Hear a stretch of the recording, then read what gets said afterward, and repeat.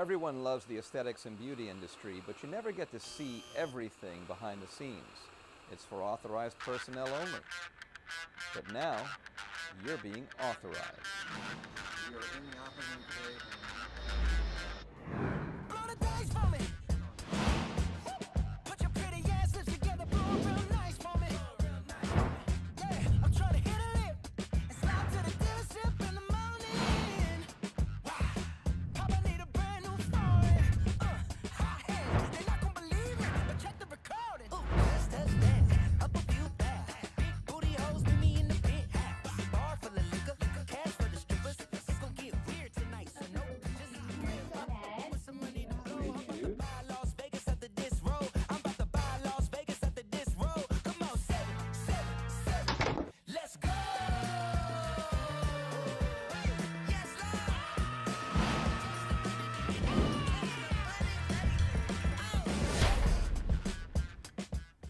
Hey guys, welcome to Naked Beauty Live. This is going to be a great show. I'm happy to have everyone here with me. We have a fantastic subject. You know, it is 2025. Happy New Year, everybody. And when the new year comes around, everybody starts thinking about their New Year's resolutions. Well, thinking about resolutions, that means everyone's thinking about weight loss. I mean, it's one of the biggest resolutions everyone makes is to get into better shape, to lose weight, and that is where we are with this show. We're talking about the best ways to lose weight in 2025.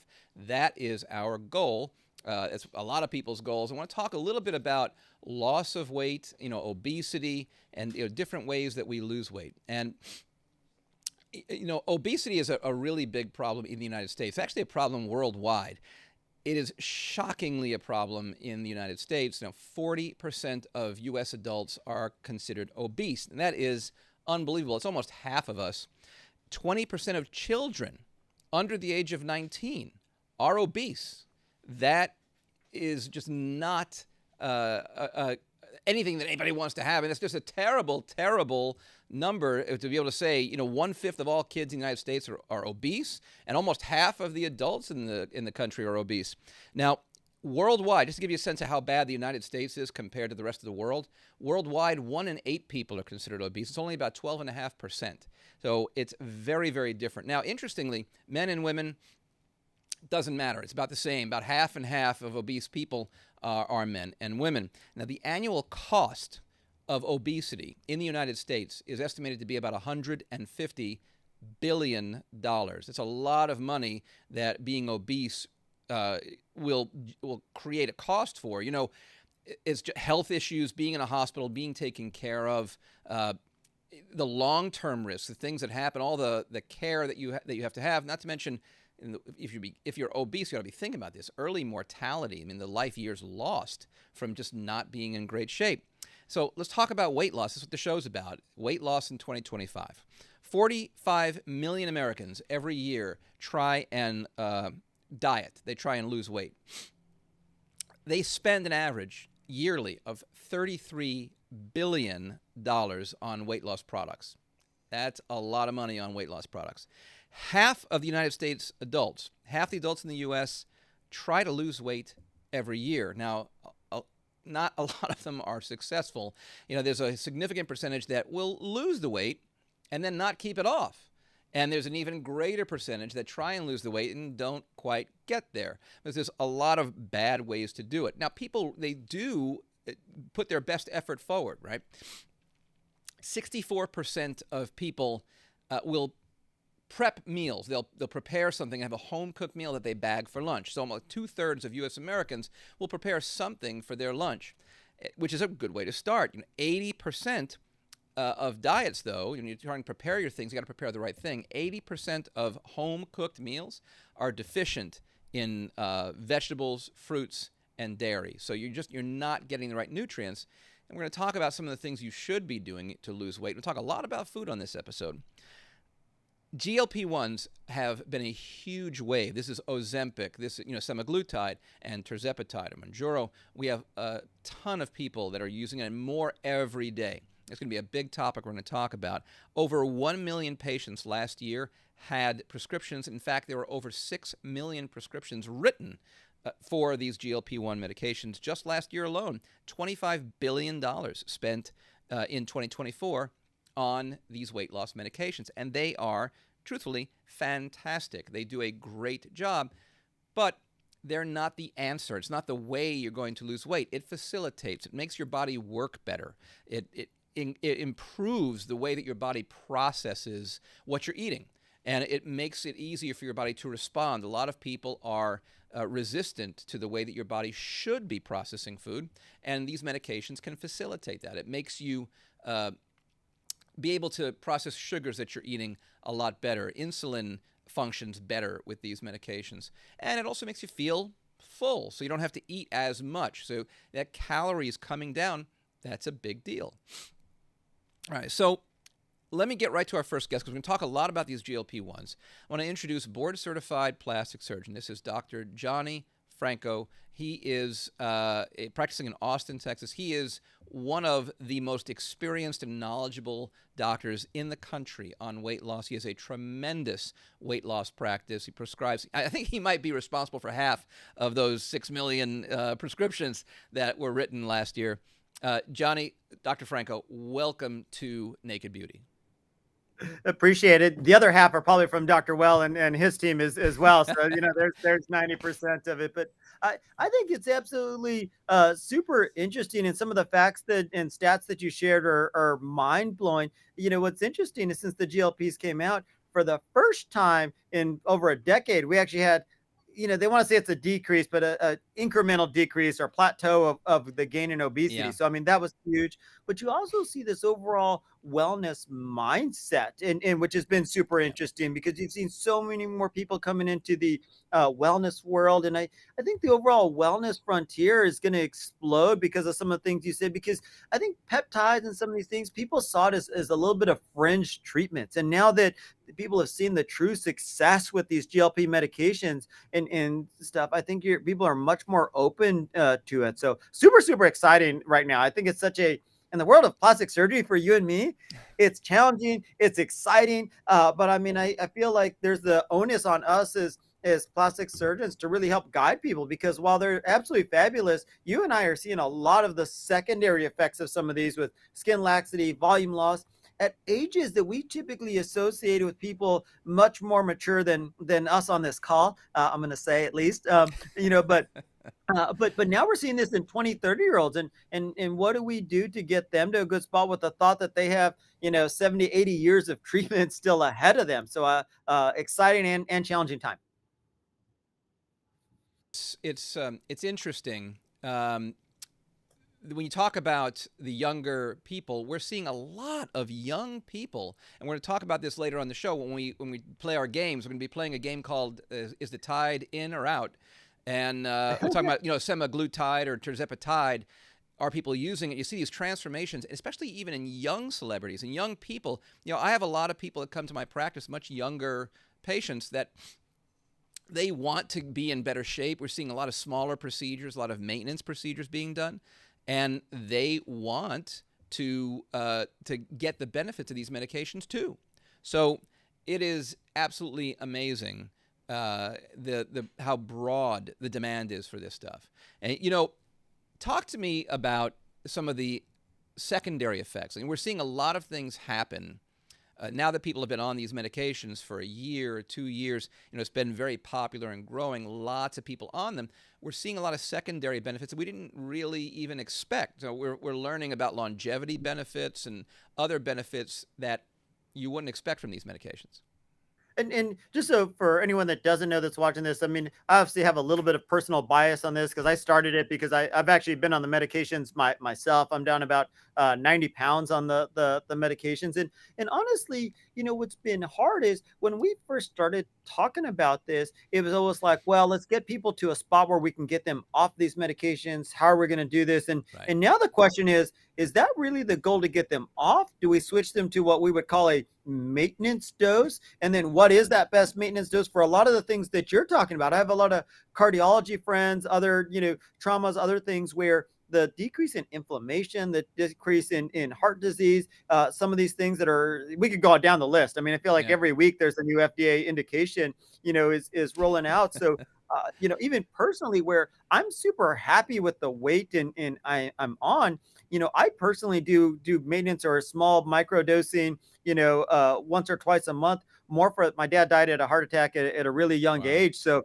reading the study stuff, I'm like, I'm probably the exact candidate, someone who's overweight, history of heart disease that needs to be on it, which then rolls into the next side effect is if you're having people that are on these medications that are not for weight, are they going to have the sequela of like volume loss, skin laxity, and they didn't even have the starting point of some of these things. So I think there's a lot of points along the pivot point. And one of the things I just want to, for any providers, people listening to this, is I know you have a huge following, is, I think when we talk about weight loss as a provider or plastic surgeon, you and I go to a lot of meetings and sometimes good or bad get into some confrontations. I think that there's a lot of places to be along this journey of this wellness wave stuff. And whether it's prescribing the weight loss medications, whether it's having a wellness clinic in your office, whether it's treating the Ozempic face or body. And I think you as a practitioner have a choice of where along that journey, and that journey is long, where you want to be on this spectrum, because I think there's a lot of places where you can help people. And it may or may not actually have to come to do with prescribing the medication at all. I mean, you can find a different spot that's going to be super beneficial for patients. Okay. I think you're exactly right. And we're going to see more and more of the benefits and these things happening as time goes on. Now, the flip side of this, though, is that the medications are only part of the story. Because, using the medications facilitates things, but you've got to make behavioral changes. In fact, research shows that within a year's time, 67% of the weight that people lose is gained back. In the first year, most people will regain about 2/3 of the weight that they lost. That is because people are not making the behavior modifications that they should make. They're not changing their habits. So let's talk about the habits that you've got to make changes, and especially we talk about nutrition. I want to bring on our next guest and add to the panel.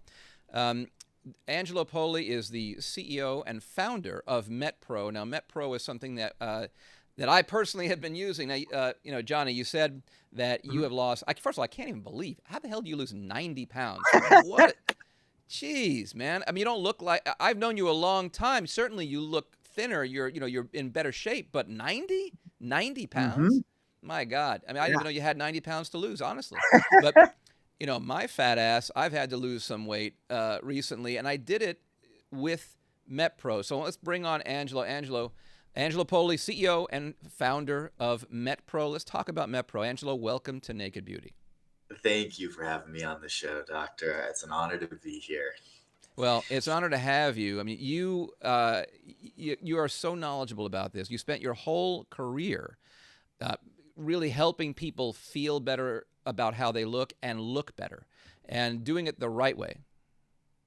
It's kind of ironic that you say that, and the fact that I'm here with you all today having a conversation about the latest in weight loss sciences is kind of ironic, because my company, MetPro, we were never supposed to be a weight loss company. So my clientele were NFL players, Olympic athletes, and we were all about human performance and optimization. We still do that, of course, to this day.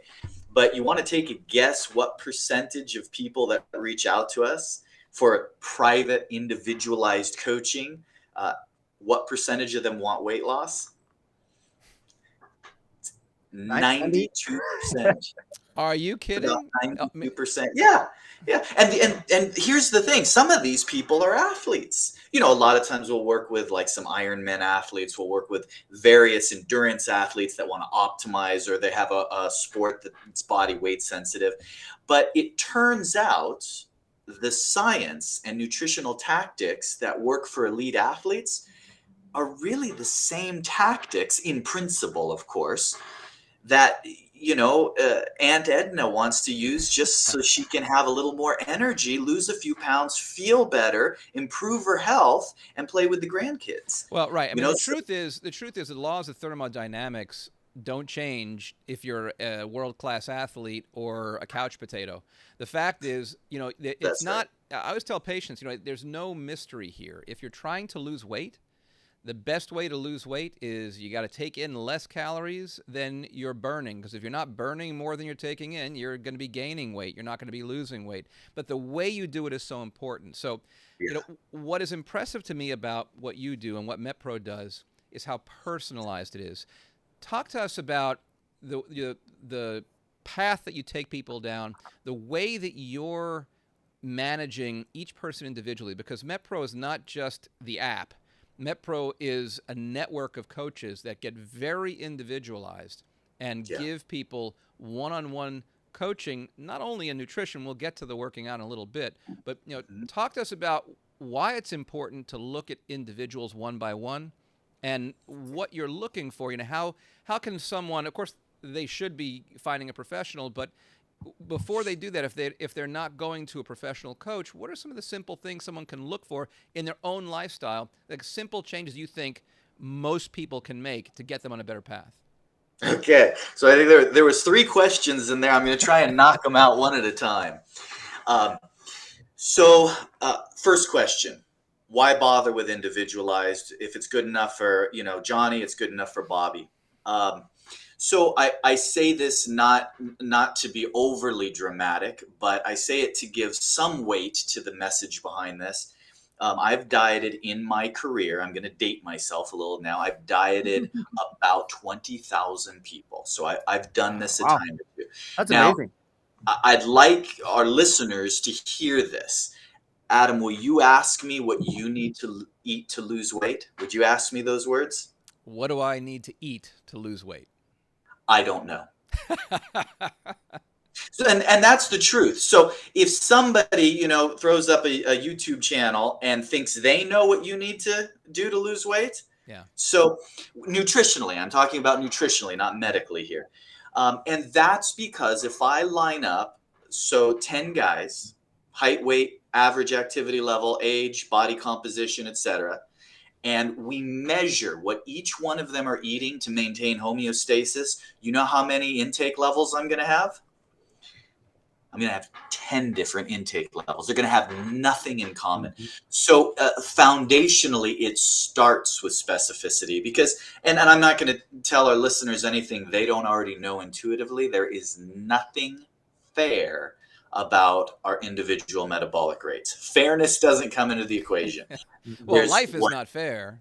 Life is not fair. There's what is and what isn't. And that doesn't matter where we are on the spectrum. The key is identifying our starting point. Mm-hmm. So then you asked me, what are the basic ways you take someone through the process? So first, we set goals. That's critical. And I don't say that lightly because it's like, I know what you want. You're listening right now. Get some good advice. Let me tell you what you want. You want to lean up. You want to lose a few pounds. You want to have more energy. You want to get stronger. You want to improve endurance. You want to look better. Am I right? Sure. Yeah. How's that sound, Johnny? Does that sound right? Now, as a fitness and nutrition educator and coach, here's what I have to ask you.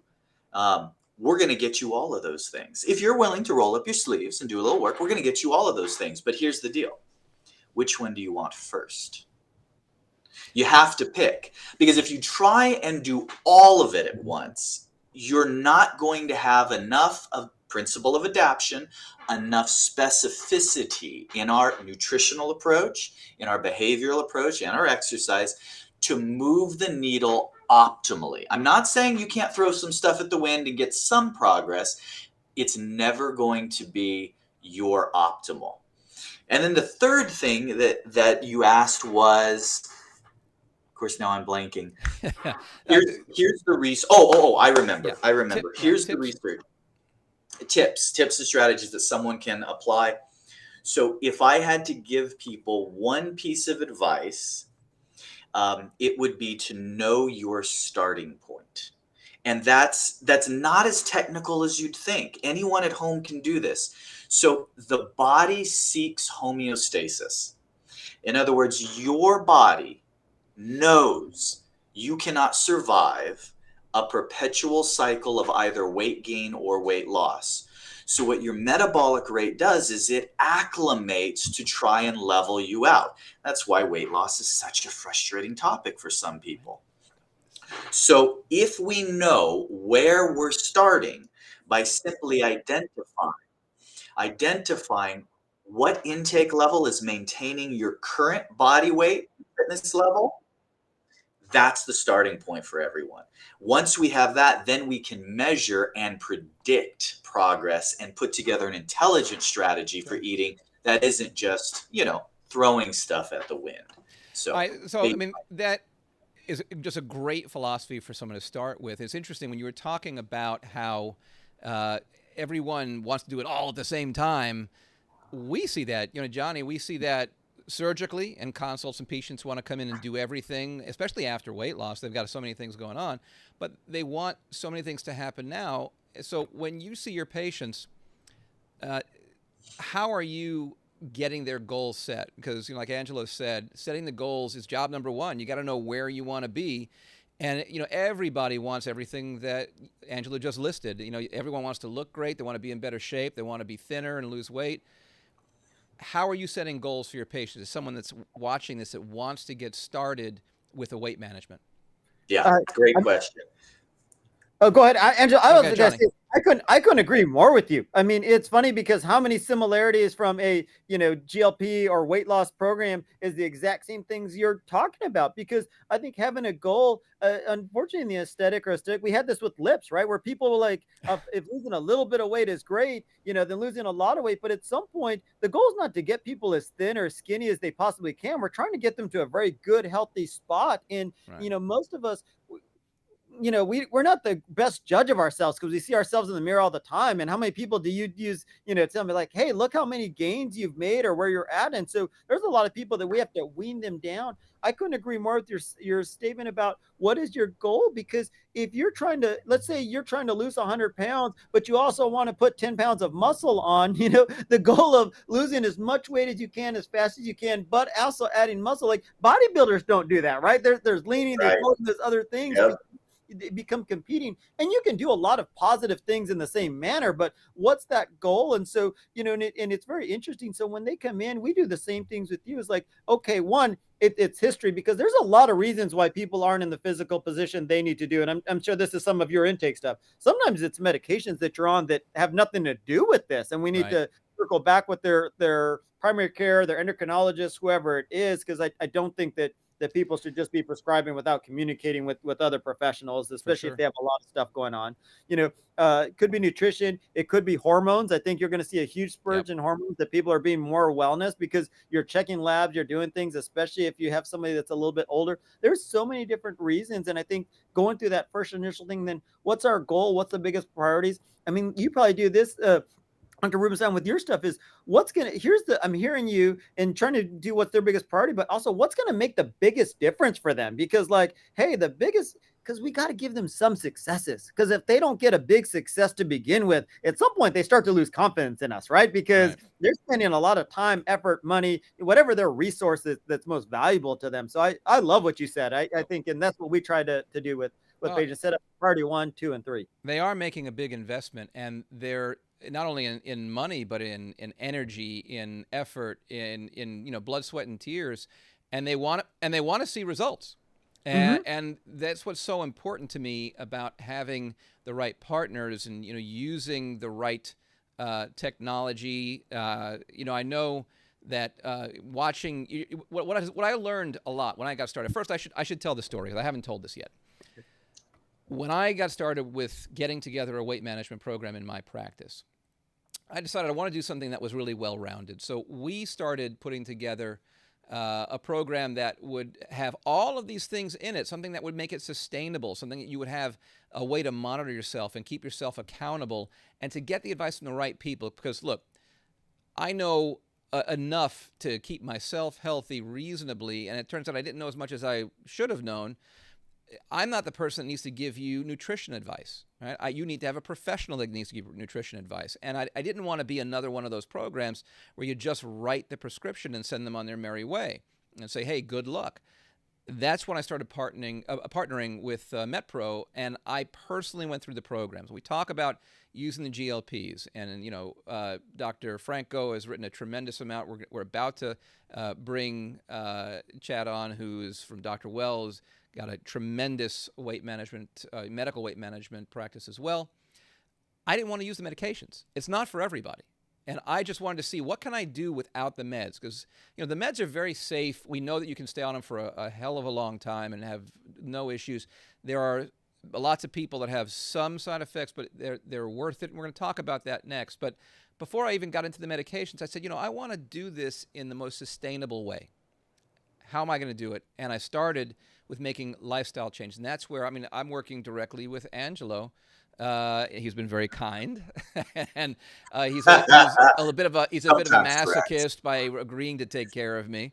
But I'm getting the advice from a professional that knows better than most people, even in his industry. And so it's all guided to what I could do. And I'm not a great patient, right? I've been a crappy patient for these guys because, I have to understand my habits were awful. I would work all day. Johnny, you get in, you're probably one of the first. Matter of fact, when we were waiting to start the show, one of your staff told me you're in there before everybody, right? I can't say the same thing. I'm usually not the first in. I tend to run late. They'll just ask them. They'll tell you. I own that. But I am the last guy out every night. And I work from the morning until night. When I get out of here at night, a lot of times I've got family things to do, or sometimes it's so late, I would just get home. I'd pick up food on the way home because I'm too damn tired to cook for myself. I'd eat this big meal at the end of the night. I know a lot of people listening and watching. I know you're living this lifestyle. You grab food on the way home, you get home, and you have this massive bunch of calories. Now you're getting an insulin rush. You're feeling that insulin coma. You're tired. That's time to hit the rack. And that is awful because you're giving your body one meal a day. It's living in a starvation all day long. And you're whacking your now very slow metabolism with lots of food that it's going to struggle with all night while you're sleeping. And it's a terrible way to be. So these guys had that mountain to climb with me. And let me tell you what's happened. Even without medication. And, I started, first of all, I'll tell you, no medication. It's been about a month and a half or so total time. Right now, I'm down 16 or 17 pounds in about a month and a half. Wow. In the first 3 weeks, I dropped 10 pounds. Doing no medications, eating better. And frankly, the exercise was worthwhile. I like to go to the gym. It definitely keeps my body revved a little bit. But research will tell you only about 20% of weight loss has to do with exercise. 80% is diet. But these medications can make a huge difference for people that do have physiologic problems. So let me get someone on now, our next guest, to talk about the importance of the medications, the role they play. I think we can all tell our own personal stories. Angela, you've probably been in great shape forever. But, let me introduce our next guest. I think he has a story to tell, too, in his personal experience. Chad Sawyer is the COO of Dr. Well. Dr. Well is, in our world, one of the largest providers of GLP-1, semaglutide, tirzepatide, and so much more than that, just general support for patients, for practices, trying to set up these weight management programs. So, Chad, welcome to Naked Beauty.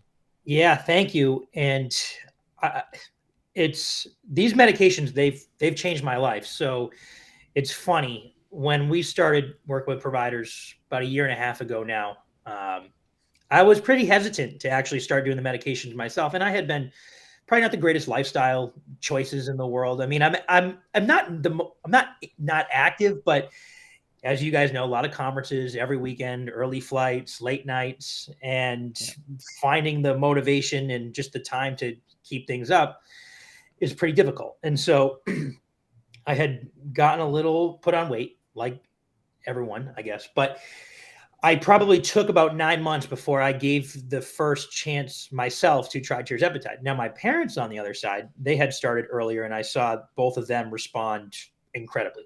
45, 50 pounds. And these are people, they've got their life back. And if you see the way that they talk about the world, and they both made lifestyle changes, and they're in the gym every day, and they're doing things that it's just amazing. And then, so that led me to say, all right, let me go through this. And so to now I've been on the medications for close to 6 months.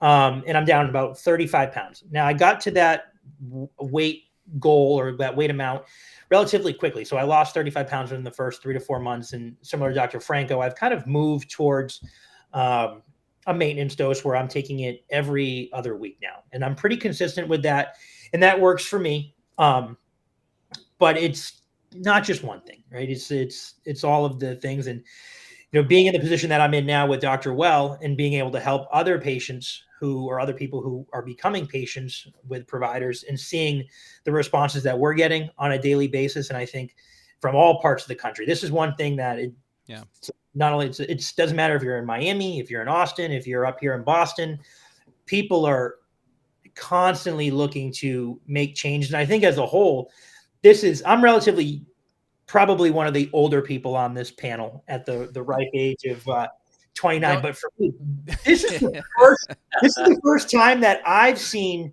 everyone seeming like the belief in this country that we can get healthy, whether that is using GLPs or if that's working with people like MetPro to help you really make lifestyle changes, the belief that, hey, we can get these numbers down that you brought up at the beginning of the show, and it's actually happening. I know we're making really small dents right now, but the use of these compounded versions, that's why they're so important, because you're seeing the benefits in both compound and name brand, but the name brand they're really difficult to access for the everyday American, and people need the help. And I think providers like yourself who are stepping up and being able to bridge the gap to get patients these, and maybe this is historically outside of what some people would tell you is in your scope of practice. And we all agree that that's probably not necessarily true, but being able to step up and get patients the help that they need, it's really rewarding, I think. And, everyone is wanting to get on the medication and having that opportunity. I think, if you're thinking about it, if you're out there listening and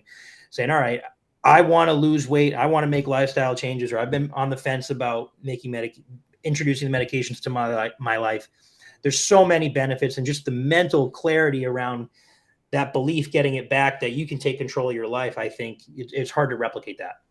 For sure. And, as we talked about at the top of the show, 1 in 8 people has tried these already. And they've really only been, popular. It's only been a trend for the last 2 years, maybe, max. And I'm probably pushing it. Guys like Dr. Franco, my partner, Dr. Kaplan. I mean, they were some of the first people that I saw doing it at a high scale. I mean, the class of medications have obviously been around for a long time, but in terms of, if you go on social media and you start scrolling through your TikTok or your Instagram pages and seeing people talk about it or getting all the targeted ads that you get, I mean, you're probably talking a year and a half, maybe, right? I mean, close to 2 years tops. Yeah, So maximum 2 years. And so 1 in 8 to be using, to have an interest and have tried it, that's incredible. And that's a big number, and it's only growing. So let's talk about this. Again, the medications are now on the rise, right? And so the trends that we've seen, Dr. Franco, you've got an incredibly large practice with weight loss, weight management that really you wouldn't even conceive of this for your practice. 5 years ago, you'd have never thought you'd be sitting here, with what you're doing today, helping so many people. What are the trends that you've seen? Because you're taking care, just like Chad and Dr. Well, you're taking care of people all over the country. And what have you seen? You've watched this grow. Why?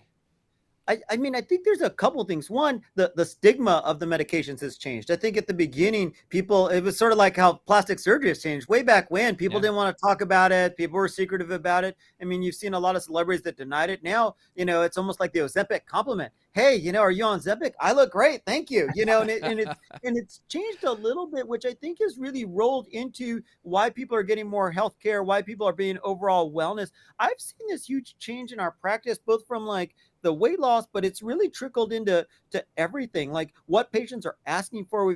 Patients are asking more for like an athletic look. They're looking for more fitness stuff. They're more open to conversations about things. And what's super interesting is whether you're doing the drugs or not, or combining with somebody like MetPro, it at least opens the conversation to patients. And maybe this is or isn't what they need, but at least having that door of a conversation with people that are open. And the reason I think it's hit such a pulse is, there was breast dog, there was weightlifting stuff, but nothing hits home like weight loss, to everybody, whether it's men, women, age. I mean, it is regardless of any of those things. And all of us know somebody that could benefit. And I think there's so many pieces to this. I love the points you made earlier about, diet and other things, because there's something that we refer to in our practice when we're talking to patients about the sneaky calories, right? Yeah. People come in and say all the time, I don't eat all day, I gain weight, I don't eat anything. They're holding a frappuccino with whipped cream and sprinkle stuff. So you may not eat anything, but it's these secret calories that come in that you're not counting, that you've had 2 frappuccinos with whipped cream stuff. There's your 2,000, 3,000 calories for the day that you've had already. All right, spoiler alert, man. You're giving away a lot of goods because we're playing a game later on called Battle of the Bulge, and you are already giving up the goods on some of the things we're going to be doing. So, in talking about diet, though, this is where I want to kind of circle back with Angelo. We're talking about the GLP-1s, and we have, there's lots of patients on it. There's going to be a lot more people. Your clients, and you've taken care of professional athletes all the way down to couch potatoes, and people that have varying amounts of willpower and investment in trying to get better. I mean, everyone likes the idea, but who's going to really devote and commit to it? What are you doing? I mean, a lot of these people are going to look for that crutch of the medications, the assistance of the medications, and it's going to help them. But how does it change their diet choices? How are you adjusting how you're working their metabolism when they're working with one of the tides? Well, we look at it the same way we do any other tool that's going to enhance. So sports supplements, of course, have been around for years and years and decades and decades. And so here's kind of like the general psychology. People will often ask me, so what's the magic food, because here's the issue I'm having. I'm premenopausal and my metabolism just seems like as soon as I hit like 47, everything changed. These are the things we hear all the time. And what they're kind of hoping for is that I'm going to tell you, oh, I've got it. There's this, berry that's grown in the forest, or, an avocado. Because of what you said, that's not a thing. Here's what it means. It means if you are dealing with this hormonal challenge, if you're dealing with anything that's making this more difficult for you, it means the levers that we have with your lifestyle and nutrition become even more potent. And that's how we view it if somebody's on a semaglutide or anything that is augmenting and helping them. Right. So that's so key, right? No magic bullet. Right. People are looking for that quick fix. And, you and I talk about this all the time you're trying to skirt the sides of what I'm supposed to do. Like, show me that little bit in the middle, that comfort level of food that I'm not going to really be moving backwards with. And it turns out that there's actually plenty of it. You can really eat almost anything in the right amounts and the right timing. The problem that most people have, and that I had in the very beginning, was it's not so much what you're eating. It's how often you're eating, how much of what you're eating that is good or bad, getting the right types of calories. The truth is, 3 weeks, 10 pounds down, I ate more during those 3 weeks than I was eating before. I had more calories coming in. I had the right calories coming in, and we were talking about getting our metabolism charged. So let's real quickly, I want to go through keeping your metabolism boosted. Right? Yeah. The importance of eating numerous times a day, not letting your body drip back into that starvation. Right. So that's a great topic, especially in the context of a medication that has a substantial appetite suppressant component. So here's the difference between a strategic approach versus, the medication in isolation being the strategy. So optimally, you would think, well, if my appetite is lower, it means I'll have greater willpower, I'll make better choices, I'll eat just a little bit less at each meal. Now, in practice, what can easily happen, and by the way, this applies to any weight loss approach, what sometimes happens is, I'm just going to eat, instead of changing what I elect to eat, I'm just going to eat a little less often. that's where we run into the problems. So what we want to do is, if we're going to Hey, tell use her. any sort of supplementation to help benefit us, we want to have a holistic approach where we're making better choices, and if possible, we continue the frequency of our meals, because that can contribute to raising the metabolic rate. Now, I know there's the whole, I already know what the comments are saying. What do you think about intermittent fasting? What do you, and Right. I'm going to give you the nickel tour of that, Mhm. and that is eating less frequently. An intermittent fasting approach has more application for someone whose excess body fat is due to overcompensation. I'm going to repeat that. If you have excess body fat that you don't want because of overconsumption, you may be a candidate to see some benefits from intermittent fasting. Right, but like If someone like you have, me, where I was just having one meal a day, it wasn't really excess because total calories were probably lower than it was than I am now, and I'm doing bingo. better now. If you have extra body fat because your metabolic rate is running lower than is what ideal, then you're going to be better served by, frankly, a more athletic approach to a nutrition structure. So again, this all circles back to the benefit of having a strategic approach that pairs nicely with a holistic, multidisciplinary approach to get yourself healthy and stay there. Yeah, Yeah, don't well, you think that's a lot like the GLPs? Like when it first came out, people wanted to just take these ramp up as fast as they could. They wanted to, and yep. they would get themselves sick, and it really wasn't doing them a long-term benefit. And now we know that we don't need to push people so fast. We don't need to get them to the highest dose. That's not the goal. That's to get them to the high. And people used to think that, oh, I got to get them to some certain dose. That's not the goal. Yeah, Yeah. you know, And Johnny, I'm more I'm people dealing with are this now. Chad, you know, because when we're working with, you can see how this happens. My staff, my own staff, wants to accelerate things, and we started some of them on medications, and they're coming and saying, "Hey, I'm still hungry. I'm not really getting all the effects. Like, can we maybe increase it?" And they've only been on it like a week or two. So we're trying exactly right. It's funny. So we have to stick with the plan and take things gradually. Just like Angela would tell you, when you start training, you start getting on a better nutritional plan. Yeah, you're going to lose weight a little faster than the meds alone for sure, but you're not going to suddenly drop 20 pounds in a week. You've got to give it time for your metabolism. I mean, for me, it took me probably about 2 weeks or so, 2 to 3 maybe, about 2 weeks, I'd say, for my metabolism to catch up with the right eating schedule at the right types of calories. I mean, you see this too, Chad, right? People that want it yesterday. So how are you guys handling that? the amount of providers that I talk to on a daily basis who they're giving us the feedback that they get from their patients, and they say, "Hey, this patient, they've been on it for 2 weeks. They're only down 4 pounds." I say, "All right." They want to move up. I say, "Well, hold on. So they've lost 4 pounds in 2 weeks. If we just did basic math, they lose 8 pounds in the first month, and they stay on this for 5 or 6 months. You're tracking losing 40 to 50 pounds, and this person has been 100 pounds overweight for the last 30 years, and they're expressing that's not fast enough." I mean, if you look at it from that, I mean, 40 to 50, if I told you could lose 40 pounds in 6 months, and I told you that 5 years ago, you would say, how do I do that?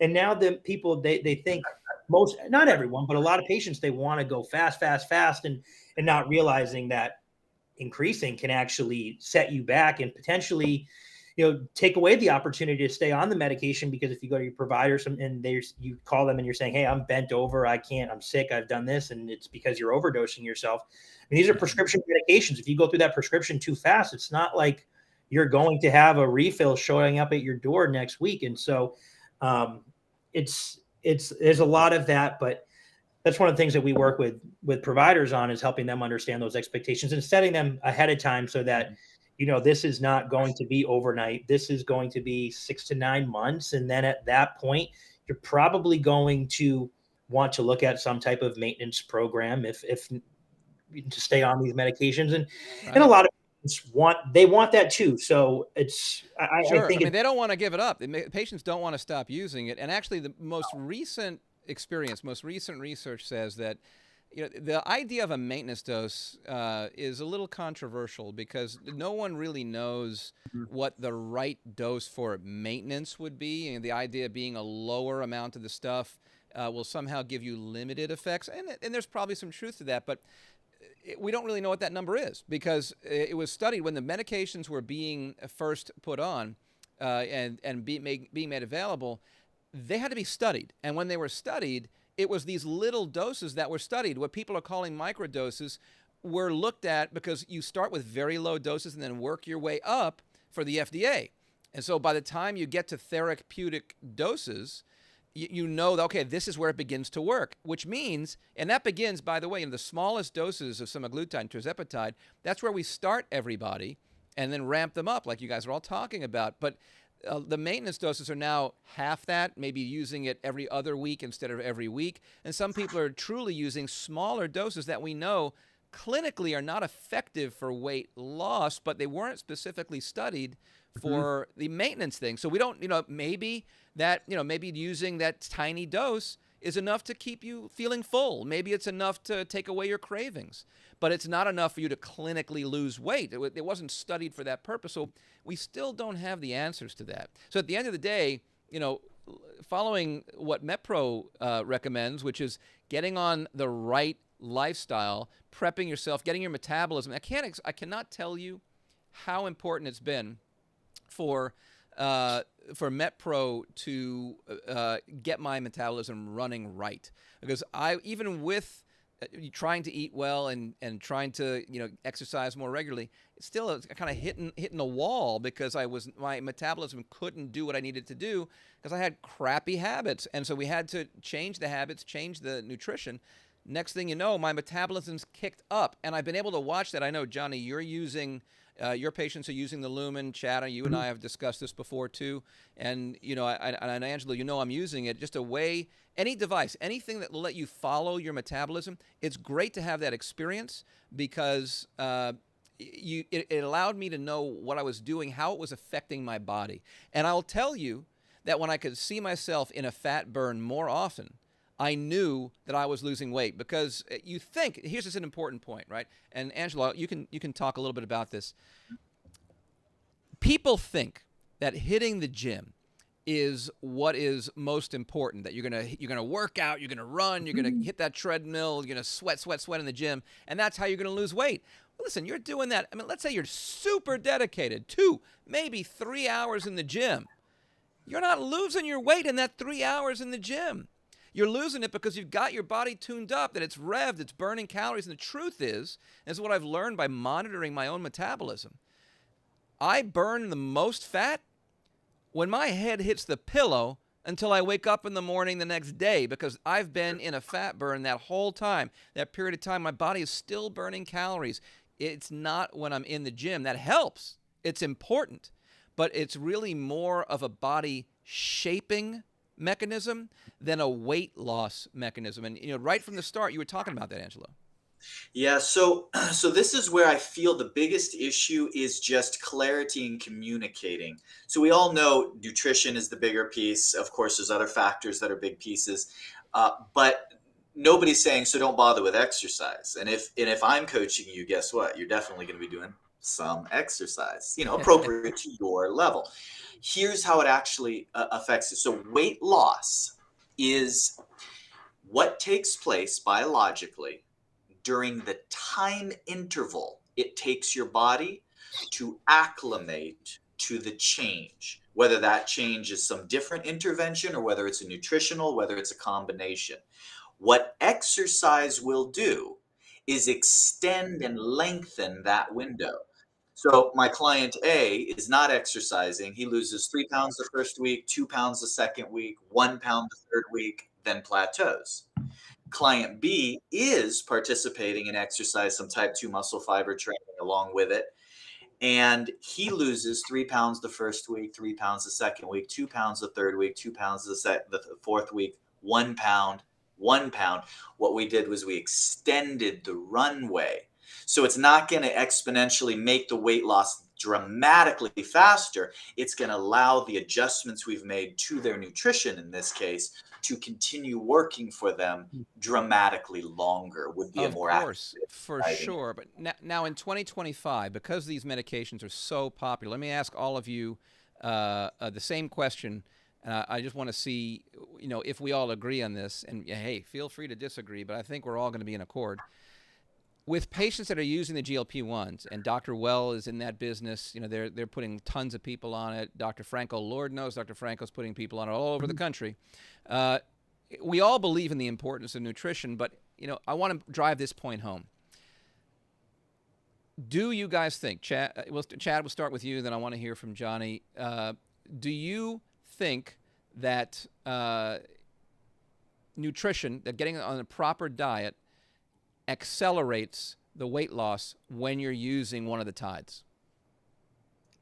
I would think that it'd be hard to argue that if you make proper, it has to. I think it has to. So shouldn't Johnny?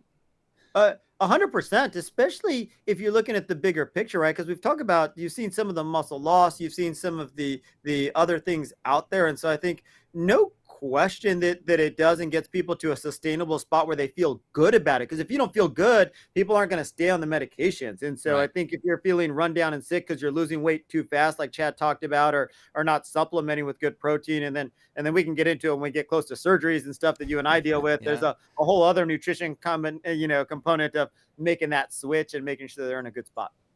Yeah, well, for sure. So, I mean, for people that are watching, bear in mind, the drugs are great. They will help tremendously for the right patient. A lot of people that just don't process insulin well, people that are not, you don't feel full enough, you're eating too many calories all day long. This is a great way to keep that in check and help you get to your goal, but it's not going to happen without proper nutrition planning. And then beyond that, you're not going to sustain it.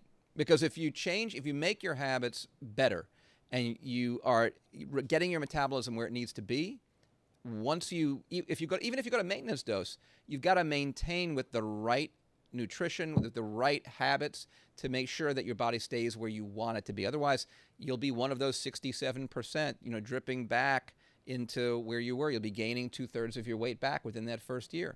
So we touched on some of these things before. We're going to get into our game now. We've got our contestant has been very patiently waiting, and I want to bring her on. The first game we're going to play, this is a game that's called Battle of the Bulge. Now, the way that this works is we're going to bring our contestant on. Contestant's name is Gwen. Gwen is going to come on to the show, and we're going to present two different types of meals. And Angelo, you're the expert in this, so let's see how you do. 'Cause, we collaborated in the beginning. You gave us some ideas, but we took some license and we set it up a little. Oh differently. boy! So let's see how the master does too. And I want Chad and Johnny, you're not off the hook here. So let's bring Gwen. And Gwen, thank you for being so patient and waiting to get on the show. Welcome to Naked Beauty, Gwen.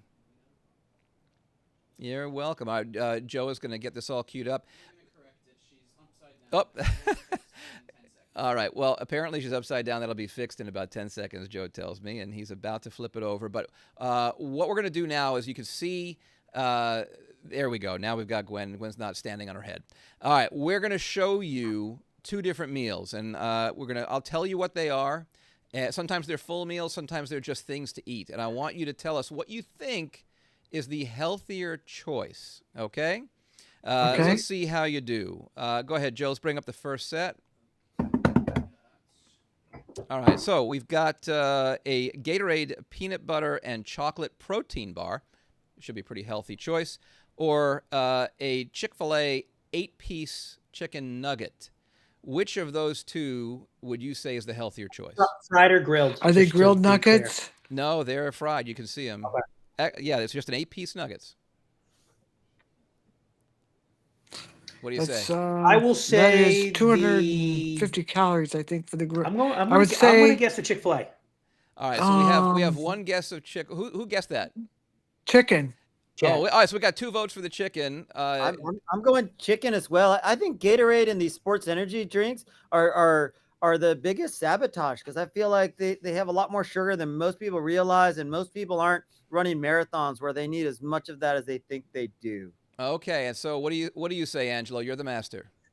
Okay, so we've gotten really good at making protein shakes low calorie and taste good, not as good at making bars low calorie and taste good. There are some, okay, but much harder to find those exact numbers.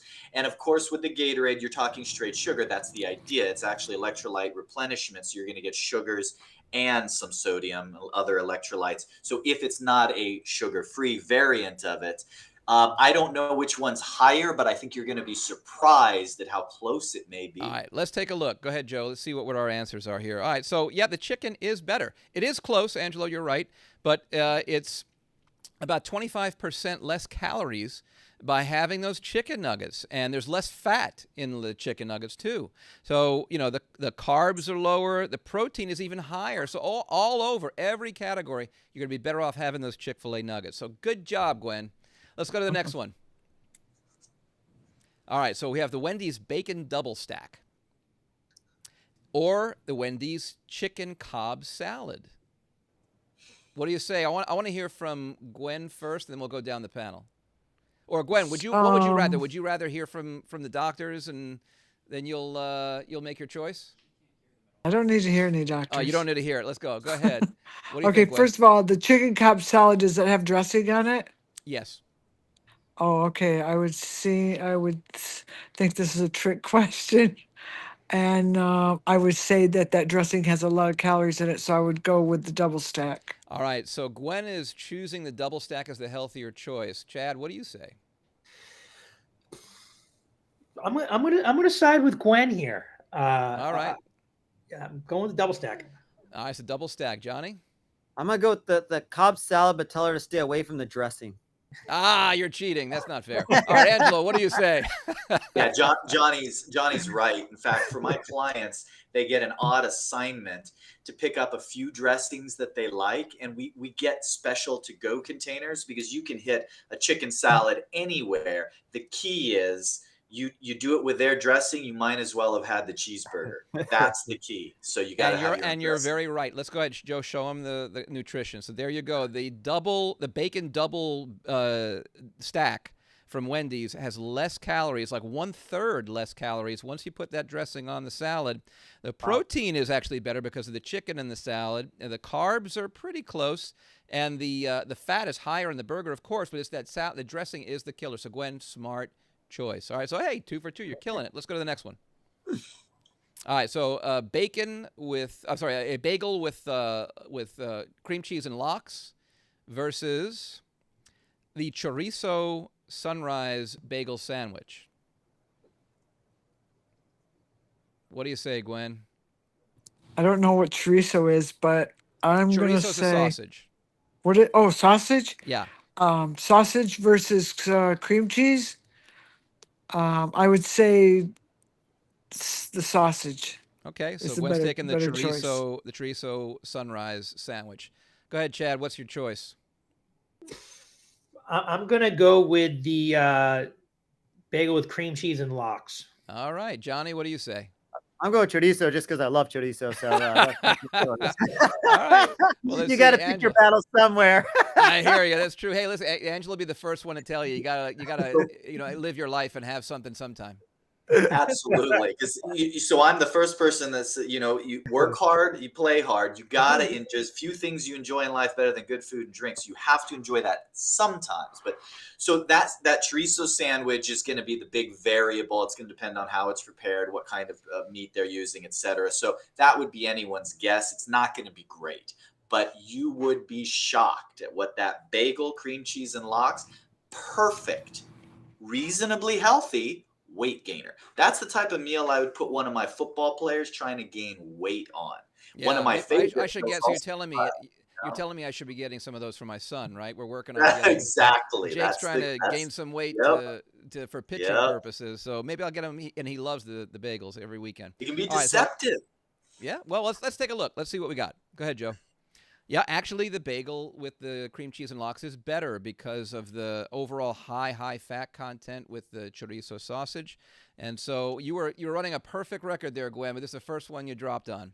All right, yeah, the chorizo sunrise sandwich is way more protein, but not as good in every other category. So in this choice, we're not recommending bagels with lox for everybody, but in this choice, it was the better choice. All right, let's take a look. Now, Johnny, you kind of teased this a little earlier. Go ahead, go to the next set. All right, so the Caramel Crunch Ribbon Frappuccino from Starbucks versus 2 espresso martinis, not one, but 2. Which one, Gwen, do you think is going to be your better choice health-wise?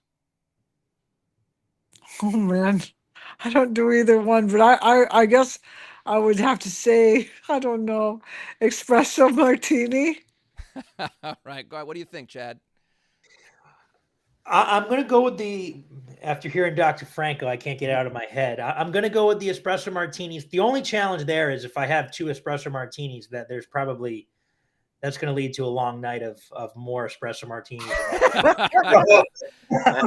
But right. for this, I'll take the 2 espresso martinis. All right, what do you say, Johnny?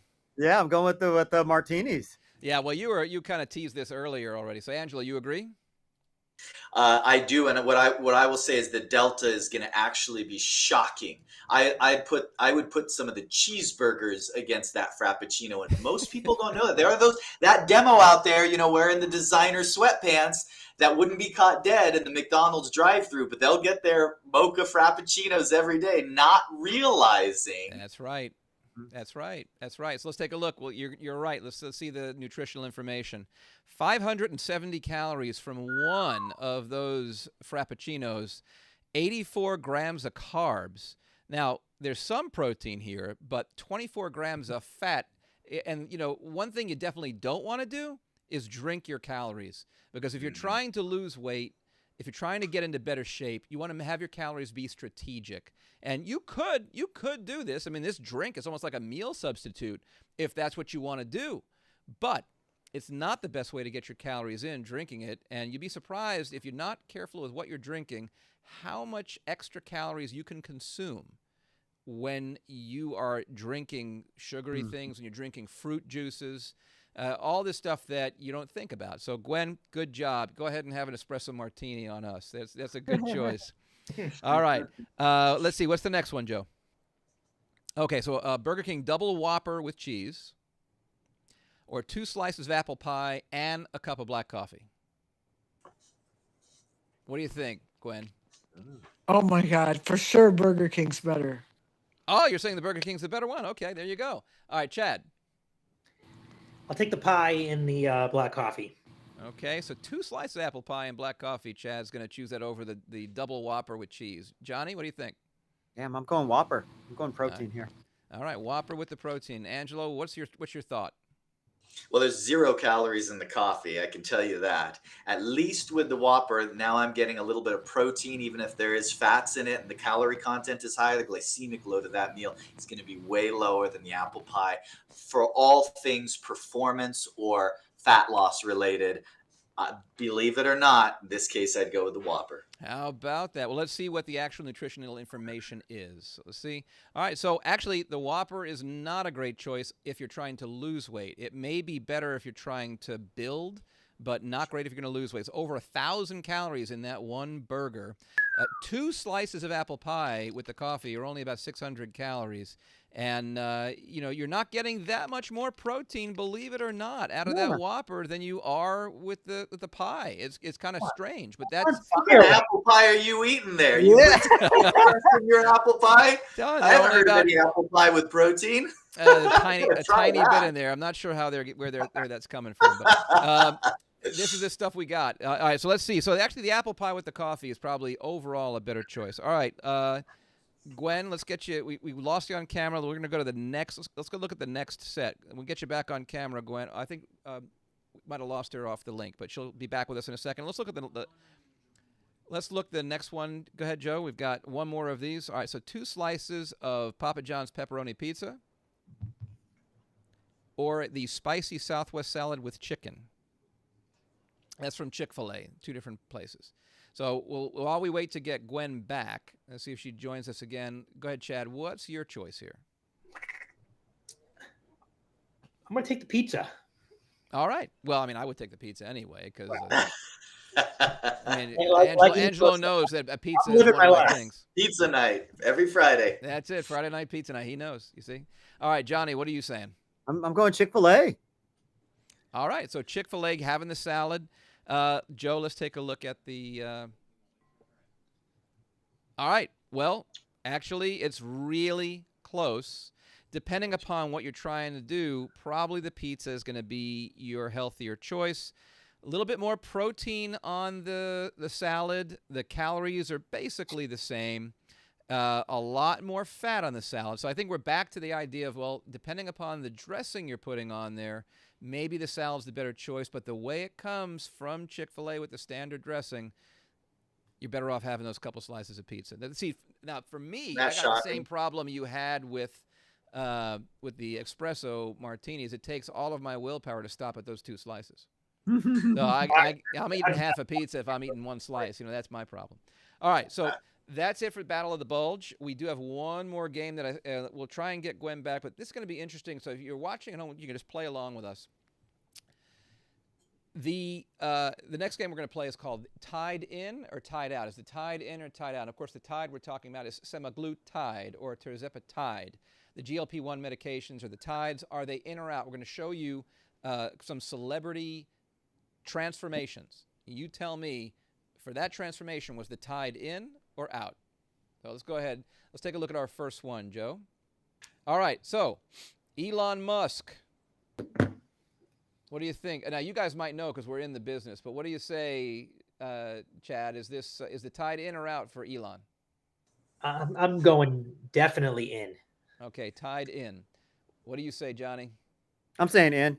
Okay. If nothing else, he just wants to be with the cool kids with everyone else doing it. All right. And Angelo, what do you say? I don't know. Is there an option to say he looks at it and wants to invent his own? Well, yeah, that might be. Maybe he did, but he didn't do it this time. Actually, the tide is in on Elon Musk. He did. He's on record as having used a GLP-1. All right. Let's get another one up. Well, we got Gwen back, so we're going to have her come and play this one. Whoopi Goldberg. Okay, so Whoopi Goldberg is our celebrity transformation. Now, Gwen, since you dropped out, we got you back. Joe's going to get you up on with us. And here we go. We've got her there. Now, what we're doing here is playing tied in or tied out, meaning semaglutide or tirzepatide in or out. Did they use the medications or not? These are celebrity transformations. So Whoopi Goldberg, she lost a ton of weight. She looks great. Did she use the tide or not? Is it tied in or out? I would say yes. You're saying yes, she used it. Okay, what do you guys think? Chad? Yeah, absolutely. And Angelo, what do you say? I'm just happy she's getting healthy. All Curious right, to yeah. find out. All right, I'm, there you go. I'm voting yes. Yeah, well, actually, yes. Whoopi Goldberg, the tide is in. She is on record saying that she used the GLP-1s, and she has fantastic results. Now, here's a person that really has stayed looking great through the whole thing. I think she's taken good care of her body and not gone not gone to any extreme in her weight loss. And she looks really great. So congratulations to Whoopi Goldberg. Let's go next one. All right, you guys know who this is. This is Lizzo. Lizzo had a huge, maybe the largest transformation that we're going to see. I mean, it looks like Lizzo's younger sister on the right-hand side. She looks amazing. Fantastic job. Is the tide in or out on Lizzo? Gwen, what do you think? Yes. You're saying the tide's in. Okay. What do you think, Chad? Tide definitely in. Okay. He's got 2 for in. Angelo, which way you going? Well, I feel like there's a theme here, so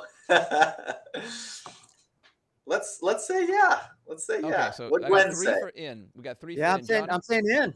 All right. Well, actually, on this one, the tide is out. Lizzo denies using any medications. She just worked hard and did it the natural way with no medication assistance. No matter how she did it, I think she looks unbelievable. She does look. All right. She does look great. 100%. All right. Oh, all right. Sir Charles Barkley. Used to be known as the round mound of sound, but he's not so round anymore. Look at that transformation. He really dropped some weight. And you can see it on the broadcast if you're a sports fan. Suits are fitting different. He looks great. And I think he actually looks younger, by the way, after weight loss. And you see that you can look younger. You can also look older if you're overdoing it and not maintaining yourself. So, Sir Charles Barkley, what do you say, Gwen? Is the Tide in or out?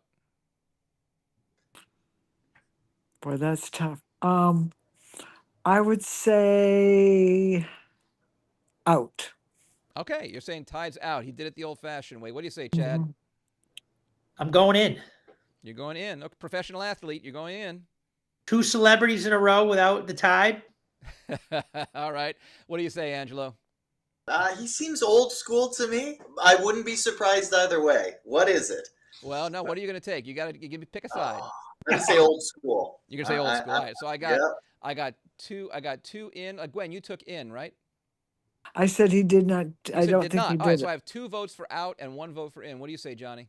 Yeah, no, I follow him, so I've heard his story. He's definitely in. He's been super vocal about it, and so definitely been a huge. Ah, input. there you go. So I'm glad I saved you for last because yes, Sir Charles is on record saying that he definitely used it. But again, here's a professional athlete that is taking care of himself, does it the right way. He's definitely staying on top of his nutrition as he has his whole life, his whole career. So that's correct. Sir Charles is And Adam, that's the perfect example, right? Someone who's super fit, who's lived really well. We all have it. Like we've talked about, I played college sports at a small college, but life just at some point got away and you don't know. And a lot of people, this is a chance to reset, and Yeah. I think if you really use that in the right way, and that's what he talked about, like, hey, this is a chance for me to get back. And a lot of us have family histories of stuff. Yeah, for sure. Not to mention that, there's a lot of side effects, not side effects, but side benefits, I should say, of weight loss in general, but particularly to being related to semaglutide and tirzepatide that are health implications. People getting healthier, a lot of the longevity stuff, people living longer, less heart disease, less diabetes. I mean, all of these changes that I think just kind of coming along for the ride with weight loss.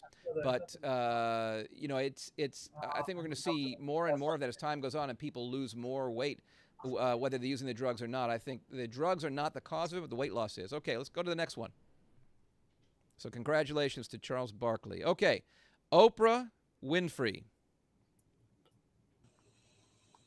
Come on, everybody knows yes. I'll go last because I know the answer. All right, so you're saying yes. I think Gwen has seen something in the press, she thinks, and she thinks the answer is yes. What do you say, Chad? I'm going with yes. All right, Angelo? I don't know, but I have actually followed her as a kind of an interesting case study for. She has vocally tried many different approaches for decades now. Some successful, but she's gained weight back, lost it, gained it. She's open about this. Sure. I'm gonna guess yes because she seems to be a forward-thinking person that tries different things, and so I'd be interested how she's doing now. Go ahead, Johnny. Give up the goods. What do you think? Yeah, no. She's been very vocal about it. It was super interesting because she's gone both ways. She actually denied it way back when, and then came very vocal about it and has supported it along with her other weight loss stuff thing. So it was super interesting because it's followed the trends. Initially denied it, and then Right. now support it. But now here's a person that is a great example of someone that lost a bunch of weight and looked great for a while, but gained it back. She yo-yoed. She's actually yo-yoed, Angela, like you're talking about. She's tried numerous things, and she's had good success with a lot of them, but just it's not been sustainable. She hasn't maintained, and I think she's on record as saying that the medications have helped her kind of stay even keeled and stable through the whole process and keep weight off and do it in a pace that she finds sustainable and comfortable. It helped her get over that hump of longevity with her results. And so, it's a great example of maintaining this way too. All right, go ahead, Joe. What do we got? We just got a few more. A couple more, I think. All right. So, this is Khloe. What do you guys think? Gwen, Khloe Kardashian, what do you think? Tied in or out? You can look at her face. You can look at her body, her midsection. Nice transformation. She did well. Is it tied in or out on Khloe? In. Okay, Tide is in. What do you think, Chad? I'm going in. Okay, Angelo? Flip a coin. She's probably in. Okay, so we were saying we've got 3 in so far. What do you think, Johnny? I'm going to say in. All right, actually, Tide is out. She denies using medications, and here's someone who's just always lived a pretty active life, and she has been in incredible shape. She's kind of relaxed back, and now she's in incredible shape. So it can be done without using the medications, and Khloe Kardashian is a prime example. Looks fantastic. Does not say she's using any meds. All right, maybe one more, Joe. All right, John Goodman. Right, there you go. John Goodman, it's a pretty big change. I mean, looking at his face, the thinning of his face, there's a little bit of aging there, but that's not so much. It's one of the examples of where weight loss can make you look older because there's not that much time between these two photos. So what do you think, Gwen? Is the Tide in or out on John Goodman? I think yes. I think he's taken it. All right, so you're saying in. What do you say, Chad? I'm going in. You're going in. All right, Angelo, what's your thought? Sure. Go All right, in. you're saying yes. All right, Johnny, what do you got? I'm gonna go in as well. I needed one person to break the trend. Actually, John Goodman has not used medications. He's just had a pretty big amount of weight loss, and he did it without the ties. The Tide is out on John Goodman. All right, I He think lost like 200 pounds, didn't he? he lost a tremendous amount of weight. Yeah. Now, whether or not he had any like a surgical aid, I don't know. But he is on record saying he did not use the Tides. So there you have it. Gwen, thank you. We'll be in touch. We're going to give you a nice prize for just being so kind and joining us for this game of the show. Thanks a lot. I want to thank my guests, guys. Chad Sawyer from Dr. Well. We've got Angelo Poli from MetPro, and we have Dr. Johnny Franco from Austin Plastic Surgery. This has been a great show. We could go on and on talking about this stuff. I hope we had some fun with the games. Hope you guys maybe were surprised at least a couple of times. And thank everybody for being here. Chad, if people want to get hooked in with Dr. Well, where are they going to contact you? Well, both if you're a patient or if you're a provider, you can find us at drwell.com. Our website can help you get connected with a number of world-class providers in a state that can get you sorted out. And if you're a provider who's been thinking about bringing in your own program, we can help you get something up and running too. So drwell.com. All right.